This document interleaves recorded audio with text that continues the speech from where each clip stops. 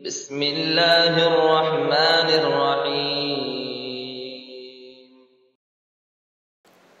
अल्हम्दुलिल्लाहि रब्बिल आलमीन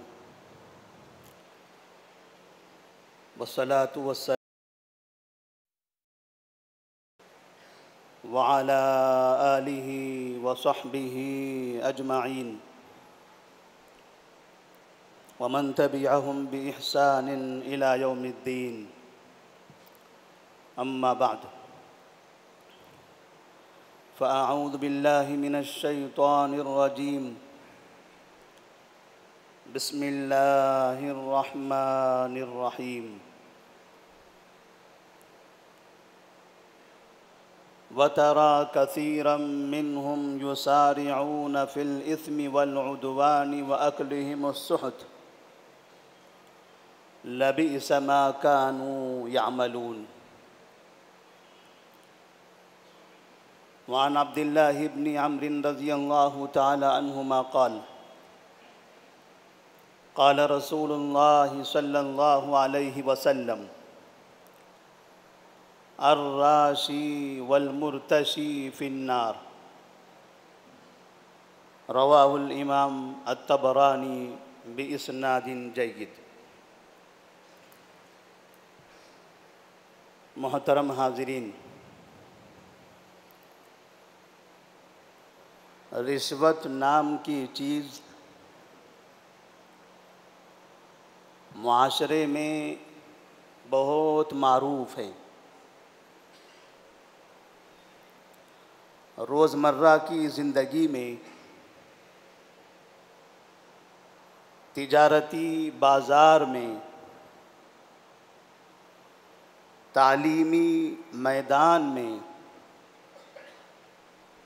सरकारी मनासिब में,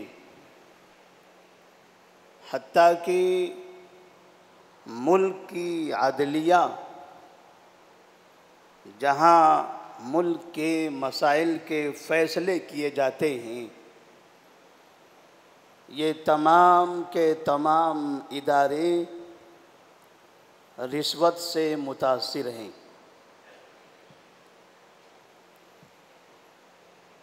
रिश्वत, घूस, हदिया, तोहफ़ा, काम करने का बदला, काम करवाने का मुआवज़ा, मेहनत का शुक्रिया, अलग अलग नामों से लोग एक दूसरे को रिश्वत देकर मुआशरे को बर्बाद किए हुए हैं।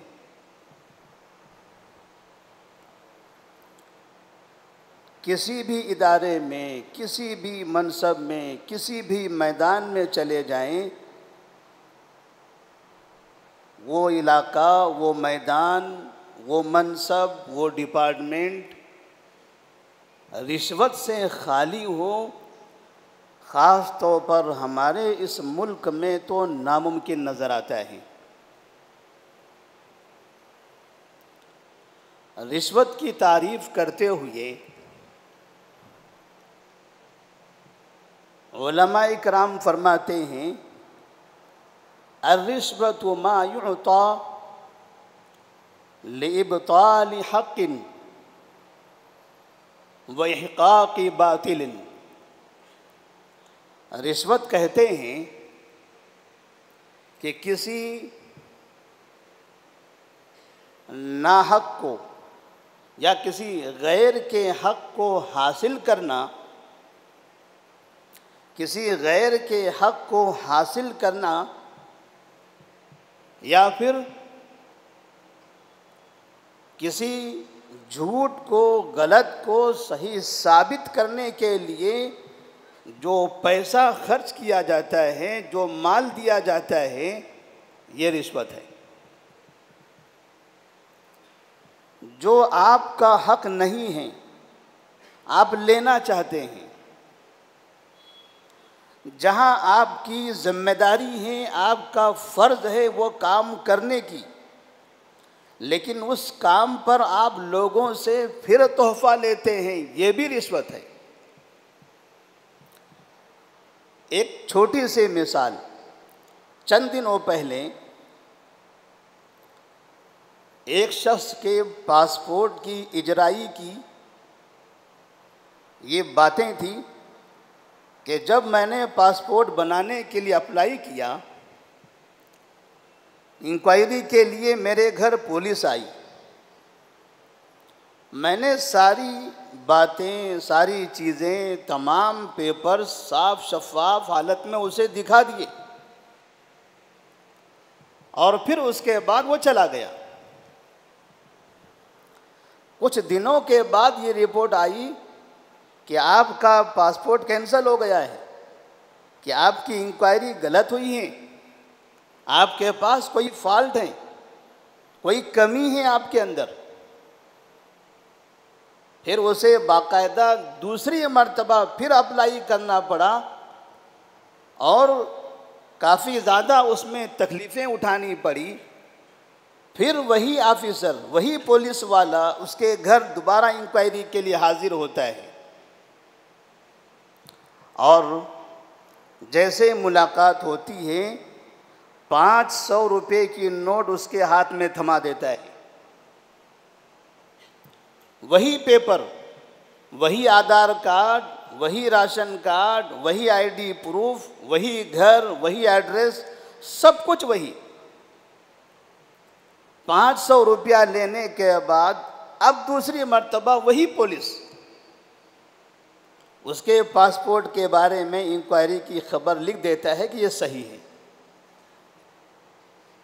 ये सिर्फ 500 रुपये की बात है। जो लोग सरकारी ओहदों पर रहते हुए हज़ारों रुपया माहाना तनख्वाहें लेते हैं, वो रोज़ाना सुबह व शाम इस तरह से घर घर जाकर एक एक हिंदुस्तानी बाशिंदे से 500 रुपया, बल्कि उससे ज़्यादा भी सिर्फ रिश्वत के नाम पर वसूल करते हैं। और अगर ये न दिया जाए तो ऐसी सूरत में उसके ऊपर रिमार्क लिख देते हैं। अब इस चीज़ पर आप गौर करें तो यहाँ बैठने वाले जितने होंगे, मैं ये महसूस करता हूँ कि इसमें से ज़्यादातर लोग ऐसे होंगे जिन्होंने इन कार्रवाइयों पर कुछ ना कुछ पैसा दिया ज़रूर है, क्योंकि रिश्वत ऐसी आम बात हो गई है कि लगता ही नहीं है कि ये गुनाह है। जब आदमी गुनाह को गुनाह समझे तब आदमी उससे दूरी इख्तियार करने की कोशिश करेगा।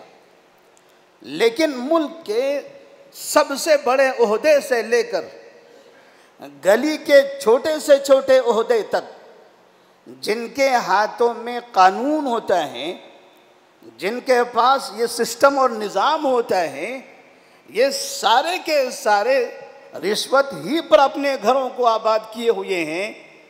तो कौन पकड़े और किसे पकड़े?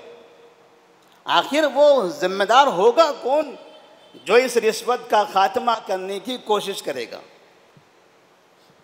इसीलिए किसी ने कहा था, रिश्वत पर गिरफ्तार हुए तो जेल में चले गए, जेल से निकलना है तो रिश्वत दे दो, जाने के लिए भी रिश्वत, और अगर वहां से निकलना है तो वहां भी रिश्वत दे दो। तो ये नहीं समझ में आता कि आखिर वो जगह कौन सी है जहां रिश्वत नहीं होता। वतरा कसीरम मिनहुम युसारिऊन फिल इस्मि वल उद्वानि व अक्लिहिमुस सुहत लबिस मा कानू यामलून। अल्लाह तबारक व तआला फरमाते हैं, बहुत से लोगों को आप देखोगे गलत कामों में आगे बढ़ते हुए कसरत से नज़र आएंगे।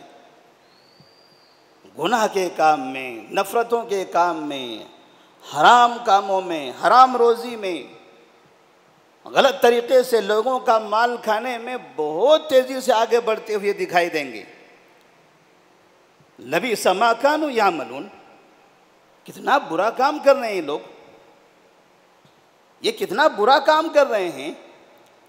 हमें ये नहीं पता है कि इसी रिश्वत की वजह से आज कितने लोगों के हुकूक मारे जा रहे हैं। रिश्वत की वजह से कितने नाअहल लोग बड़े बड़े मनासिब पर फायज हैं। बात रिश्वतों की है तो एक खबर आपके सामने पेश करता हूँ। इसी मुल्क की एक मशहूर रियासत नॉर्थ इंडिया की अंग्रेज़ी स्कूल के एक टीचर से मीडिया ने सवाल किया। क्लासरूम में दाखिल होकर जो अंग्रेज़ी टीचर बच्चों को अंग्रेज़ी पढ़ा रही थी, सरकारी स्कूल, टीचर है अंग्रेज़ी पढ़ाने वाली, बाकायदा अंग्रेज़ी के नाम पर उसको अपॉइंट किया गया है। और टीचर, मीडिया ने कहा कि ज़रा आप बोर्ड पर स्कूल लिखकर बताइए। लेडी टीचर थी, उसने बोर्ड पर लिखा, स्कूल लिखना था ISCOOL।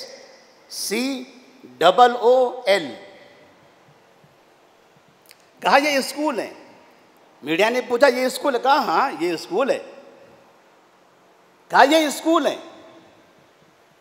अब अंदाज़ा कर सकते हैं ये छोटी छोटी बातें, छोटे छोटे वाक़यात जो जगह जगह हमें दिखाई देते हैं, क्या हमें नहीं लगता कि इस तरह के नाअहल लोग इन मनासिब पर जो फायज हुए होंगे तो वहाँ पहुँचने के लिए उन्होंने क्या किया होगा? क्या वहाँ पहुँचने के लिए उन्होंने किसी ओहदेदार को रिश्वत नहीं दिया होगा? ये रिश्वत का ऐसा बाज़ार है जिस बाज़ार की वजह से आप मुल्क के हालात आप देखिए। आज हॉस्पिटलों में इंसानों की जानों से जो खिलवाड़ किया जाता है, डॉक्टरों के नाम पर, दवाइयों के नाम पर, इंजेक्शन के नाम पर, और जो अलग अलग मिशनरियाँ हैं, अलग अलग दवाइयाँ और गोलियाँ हैं, उनके नाम पर, यकीन मानिए कि अगर हकीकत में इन लोगों को पकड़कर बिठाया जाए और इनके दिल से पूछा जाए कि ये सारी चीज़ें, सारा सिस्टम तुम जो चला रहे हो हॉस्पिटलों में और मेडिकलों में, अगर ये आपके माँ बाप के साथ किया जाए या आपके बेटी और बेटे के साथ किया जाए तो क्या होगा? इतना बुरा हाल है रिश्वत के बाजार में। लोगों को, इंसानों की जानों की परवाह नहीं है।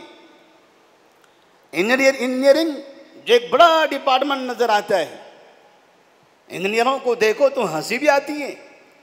आप गलियां घूम जाओ, नालों को देखो, रास्तों को देखो, रोडों को देखो, ये समझ में आता है कि इंजीनियरिंग डिपार्टमेंट कितना तरक्की करता जा रहा है मुल्क में। कैसे कैसे इंजीनियर तैयार हो रहे हैं। रोड, एक एक रास्ते 10-10 मरतबा बनाए जाते हैं, कोई रास्ता बराबर नहीं। किसने बनाया है? ये शहर का सबसे बड़ा इंजीनियर है, ये इस मुल्क का बड़ा इंजीनियर है। बड़े बड़े तालीम याफ्ता लोग रिश्वत के बाजार में, रिश्वत के दलदल में फंसे हुए हैं। तालीम का मैदान जहां से इंसान को इंसान बनाया जाता था, अब वहाँ घूसखोर बनाया जाता है, वहाँ रिश्वतखोर बनाया जा रहा है। इसीलिए जब दाखिले होते हैं तो पहले कहते हैं 50 लाख रुपया रिश्वत दीजिए फिर आपका दाखिला होगा। 50 लाख रुपया रिश्वत के बाद वो पढ़ने के लिए हाजिर होता है, पढ़ने के लिए, तालीम हासिल करने के लिए। और फिर जब ये पढ़कर निकलता है, नौकरी के लिए जाता है, तो वहाँ उससे कहा जाता है फिर 50 लाख दीजिए फिर आपकी नौकरी लगेगी। अब ये 50-50 लाख पढ़ने और नौकरी के लिए खर्च करने वाला आदमी जब उस मनसब पर पहुँचेगा, तब वो अपना 1 करोड़ रुपया निकालने के लिए क्या क्या करतब दिखाएगा, उसका अंदाज़ा हम नहीं कर सकते। आखिर वो कौन सी जगह हमें मिलेगी जहां से रिश्वत का खात्मा हो? पार्लियामेंट से लेकर यूनिवर्सिटीज से लेकर कॉलेजेस, स्कूल, सब जगह जिनको तालीम का मंदिर कहा जाता है वो जगह भी रिश्वत से भरे पड़े हैं। चाहत क्या है? मुझे माल मिले, मैं जल्दी मालदार बन जाऊं, मैं जल्दी दौलतमंद बन जाऊं, मेरा घर आबाद हो जाए, मैं अपने बच्चों के लिए बिल्डिंगें बनाऊं। अभी चंदोला नामी वो जगह गुजरात के अंदर जहां 7,000 मुसलमानों के घरों पर बुलडोजर चलाया जा रहा है। 7,000 घर। अंदाज़ा लगाइए, अगर एक घर में 2-2 लोग भी होंगे तो 14,000 लोग, 5-5 होंगे तो उसी अंदाज से आप तादाद बढ़ाते चले जाइए। एक नदी है, एक तालाब है, तालाब की ज़मीन पर ये मुसलमानों को आबाद किया गया। आबाद करने वाले, जाहिर सी बात है एक ज़माने में उन्होंने इनको आबाद करने के लिए गलत रास्ते अपनाए होंगे। ऑफिसरों से मिलकर रिश्वत देकर इनको घर बेचा होगा। आज जब उस जगह बुलडोजर चलाए जा रहे हैं, बूढ़े आदमी खून के आंसू रो रहे हैं, औरतें चीखो पुकार कर रही हैं, बच्चे बिलख रहे हैं, जिंदगी का सारा सरमाया बर्बाद हो चुका हुआ है। जिंदगी में जो उन्होंने कमाया चंद मिनटों में वो सब के सब गंवा दिया। जिन्होंने उन्हें जगह बेची थी वो गायब हो गए, जिन्होंने उन्हें वहां बसाया था वो गायब हो गए। वो सारे लोग जो यहां रहने में उनकी मदद कर रहे थे वो सब भाग गए। ये गरीब मुसलमान बर्बाद हो गए। रिश्वत के बाजार से रिश्वत का नुकसान जरूरी नहीं है कि आज हो, 70 साल के बाद भी हो सकता है। इस शहर के अंदर भी हमने देखा है और मुल्क के कई इलाकों पर जहां गैर कानूनी तौर पर इल्लीगल तरीके से लोग तामीरी काम मुसलमान करते हैं और इल्लीगल काम करने के लिए मुसलमान से रिश्वत लेता है, मुसलमान को रिश्वत देता है। वह समझता है कि चलो हम हैं, आप कर लीजिए। हम कब तक रहेंगे? क्या इनकी उम्र 1000 साल है? क्या ये 1000 साल तक जिंदा रहने वाले हैं? चंद सालों में ये कब्रिस्तान पहुंच जाएंगे। जब आपकी नस्लें आपके उस घर में आबाद होगी तो आपकी नस्लें खून के आंसू बहाते हुए उस घर से बाहर निकलेगी और वो आपकी कब्रों पर कोसते रहेंगे, मेरा बाप, मेरा दादा, उसे जमीन खरीदनी ही थी, घर बनाना ही था तो हलाल तरीके से कमाया, हलाल तरीके से किया, बनाया होता। ये रिश्वत के बाजार में, उसके दलदल में फंसकर इसने हमारी जिंदगी को बर्बाद क्यों किया? रिश्वत मुसलमानों के लिए बहुत बड़ा अजाब बना हुआ है। अब्दुल्लाह बिन अम्र रज़ियल्लाहु ताला अन्हु फरमाते हैं, अर्राशी वल मुर्तशी फिन्नार। रिश्वत देने वाला, रिश्वत लेने वाला, रिश्वत देने वाला जो वसूलियां करते हैं महलों में घूम घूम कर, आपको पता होगा कुछ लोग बीच में भी होते हैं, ऊपर तक पहुंचाने के लिए बीच वाले दलाल मुसलमानों के घर घर जाकर रिश्वत मांगते हैं। कहते हैं थोड़ा मुझे, थोड़ा ऊपर के साहब को, थोड़ा वो साहब को, थोड़ा पुलिस को, थोड़ा फना को, इन सब को देना है। अगर आपको अपना घर बचाना है तो दे दो। मुसलमान इस तरह से मुसलमानों से रिश्वत ले रहा है और जब तक ये हराम तरीके से इल्लीगल तामीर हुई है, ये जब तक बाकी रहेगी, चोर आते रहेंगे, रिश्वत लेते रहेंगे, चोर आते रहेंगे, रिश्वत लेते रहेंगे। बुराई का ये सिलसिला चलता रहेगा और अगर एक ईमानदार आदमी आ गया तो फिर ये सब कुछ ज़मीन बराबर हो जाएगा। एक ईमानदार आदमी वहाँ पहुँच गया, ये सारे जराइम पेशा अफराद का खात्मा कर दिया जाएगा। ये चीज़ मुल्क में हमने देखी है। ये न समझें कि मेरी आबादी या मेरे कौम के लोग ज़्यादा हैं, हम बहुत बड़ी तादाद में हैं। 7,000 कोई मामूली तादाद नहीं है। इससे पहले लखनऊ का वाक़या पेश आया। मुल्क में ऐसे कई वाक़यात हो रहे हैं, कई वाक़यात हो रहे हैं। इसलिए ईमानदारी से कमाइए, ईमानदारी से खाइए। ज़मीन खरीदना है ईमानदारी से खरीदिए, घर बनाना है ईमानदारी से बनाइए। रिश्वत देकर रिश्वत लेकर अगर आप करोगे तो बुराई का अंजाम कभी न कभी बुराई होकर रहेगा।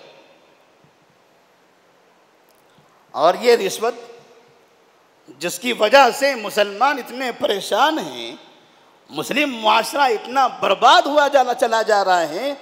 हमारे तालीमी इदारे जो अतराफ़ में स्कूल हमको नज़र आते हैं, चाहे वो सरकारी स्कूल हो, प्राइवेट स्कूल हो, हम अपने बच्चों को देखिए, सुबह से लेकर शाम तक हमारे बच्चे स्कूलों में जाते हैं और मुकम्मल कोरे कागज़ की तरह घर पलटते हैं। बाप समझता है कि बच्चों को पढ़ाना है तो मगरिब बाद ट्यूशन लगाना पड़ेगा, इशा के बाद ट्यूशन लगाना पड़ेगा, फजर से पहले ट्यूशन लगाना पड़ेगा। जब पढ़ाने के लिए मगरिब बाद, इशा बाद, फजर से पहले ट्यूशन लगाना ही है तो ये स्कूलों में बच्चों को भेजते क्यों हैं? क्या वहाँ नाच गाने होते हैं? आखिर वहाँ कारोबार कौन सा होता है? 10-10, 8-8 घंटे जो बच्चे स्कूल में पढ़ते हैं, आखिर वहाँ तालीम होती क्यों नहीं है? और क्यों हमारे लोग सरकारी स्कूलों से भागते हैं? ये सारा सिस्टम रिश्वत की वजह से बर्बाद हो रहा है। अगर आप गौर करें तो आपकी तालीम रिश्वत से बर्बाद हो रही है, आपकी सेहत, आपका जिस्म रिश्वत से बर्बाद हो रहा है, आपके मुल्क में बदअमनी ये रिश्वत की वजह से है। छोटा बड़ा हर जगह देखो, छोटे को बड़े से डर लगता है, गरीब को मालदार से खौफ है। ये खौफ का जो माहौल बना हुआ है ये रिश्वत की वजह से, क्योंकि उसे पता है कि वो बड़ा है, वो ऊपर वाले को रिश्वत दे देगा, वो तो बच जाएगा, मेरा क्या होगा, मेरा क्या होगा। अजदहे ऐसे रिश्वत दे देकर गरीबों को निगल रहे हैं, पूरे माशरे को बर्बाद कर रहे हैं। नबी सल्लल्लाहु अलैहि वसल्लम ने लानत फरमाई है। अबू हुरैरा रज़ियल्लाहु ताला अन्हु फरमाते हैं, लान रसूलुल्लाह सल्लल्लाहु अलैहि वसल्लम अर्राशी वल मुर्तशी। सय्यदुल मुरसलीन सल्लल्लाहु अलैहि वसल्लम ने लानत फरमाई है रिश्वत लेने और देने वाले पर। नबी की लानत हो और वो आदमी बच जाए। नबी जो मुस्तजाबुद दावात हैं वो आदमी बच जाए, ये कैसे मुमकिन है? एक मर्तबा साद बिन अबी वक्कास रज़ियल्लाहु ताला अन्हु, जब उन्होंने ये सुना, या अय्युहर रुसुलु कुलू मिनत तय्यिबाति वअमलू सालिहा, या अय्युहल्लज़ीना आमनू कुलू मिन तय्यिबाति मा रज़क़नाकुम, तो उन्होंने नबी से कहा, या रसूलल्लाह सल्लल्लाहु अलैहि वसल्लम, भला मुझे मेरी दुआ कबूल हो, मेरी इबादत कबूल हो, अल्लाह ताला मेरी सुने, उसके लिए मुझे क्या करना चाहिए? तो आपने फरमाया था, अतिब मतअमक, अपनी रोजी को हलाल बनाओ। अतिब मतअमक तकुन मुस्तजाबद दावा, अपनी रोजी को हलाल बनाओ तब तुम्हारी दुआएं कबूल होगी। एक सबसे बड़ा नुकसान रिश्वत का बाजार जो हराम है, उसका सबसे बड़ा नुकसान यह है कि हमारी दुआएं तक, यहां तक कि नबी ने फरमाया, मन जमा मालन हरामन सुम्मा तसद्दक़ बिही लम यजिद फीही अजरहू। अगर किसी शख्स ने हराम माल जमा किया, हराम तरीक़े से माल जमा किया, कमाया, और फिर ज़िंदगी में सवाब कमाने के लिए, आखिरत में जन्नत पाने के लिए सदका भी करता चला गया, नबी फरमाते हैं उस सदक़े का उसे कोई सवाब ही नहीं मिलेगा। अल्लाह के राह में माल खर्च करोगे तो उसका सवाब भी नहीं मिलेगा, सवाब से महरूम, और फिर नबी की लानत के मुस्तहिक, फिर दुआओं की कबूलियत से महरूम। हराम रोज़ी इंसान की ज़िंदगी को, उसकी आखिरत को बर्बाद कर देता है। तो अल्लाह से दुआ करते हैं अल्लाह तबारक व तआला हमारे माशरे को हराम रोज़ी से बचाए। रिश्वत देने और लेने का जो बाज़ार गर्म है, अल्लाह ऐसे बाज़ार से हम सब को महफूज रखे, हमें हलाल तरीक़े से कमाने और हलाल तरीक़े से ख़र्च करने की तौफ़ीक़ अता फ़रमाए। व आखिर दावाना अनिल हम्दुलिल्लाहि रब्बिल आलमीन।